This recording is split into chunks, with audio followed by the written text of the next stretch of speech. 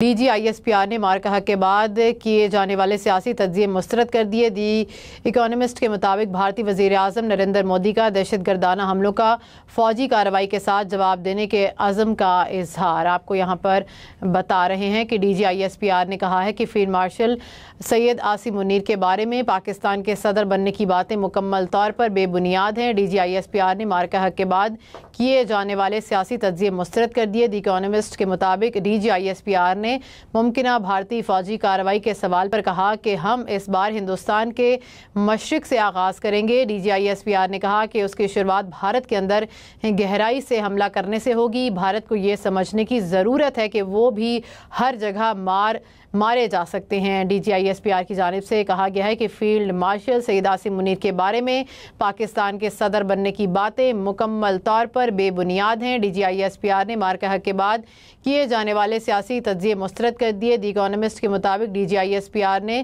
ممکنہ بھارتی فوجی کارروائی کے سوال پر کہا کہ ہم اس بار ہندوستان کے مشرق سے آغاز کریں گے۔ DGISPR نے کہا کہ اس کی شروعات بھارت کے اندر گہرائی سے حملہ کرنے سے ہوگی۔ بھارت کو یہ سمجھنے کی ضرورت ہے کہ وہ بھی ہر جگہ مارے جا سکتے ہیں۔ آپ کو بتائیں کہ DGISPR کی جانب سے یہ بات سامنے آئی ہے کہ فیلڈ مارشل سید عاصم منیر کے صدر بننے کی خبریں جھوٹی اور بے بنیاد ہیں، یہ کہا گیا ہے DGISPR کی جانب سے۔ انہوں نے کہا کہ فیلڈ مارشل سید عاصم منیر کے بارے میں پاکستان کے صدر بننے کی باتیں مکمل طور پر بے بنیاد ہیں۔ DGISPR نے مارکہ کے بعد کیے جانے والے سیاسی تجزیے مسترد کر دیے۔ دی اکانومسٹ کے مطابق DGISPR نے ممکنہ بھارتی فوجی کارروائی کے سوال پر کہا کہ ہم اس بار ہندوستان کے مشرق سے آغاز کریں گے۔ DGISPR نے کہا کہ اس کی شروعات بھارت کے اندر گہرائی سے حملہ کرنے سے ہوگی۔ بھارت کو یہ سمجھنے کی ضرورت ہے کہ وہ بھی ہر جگہ مارے جا سکتے ہیں۔ بات کریں گے بیورو چیف اسلام آباد جاوید سمرو ہمیں جوائن کریں گے۔ جاوید بتائیے تفصیلات۔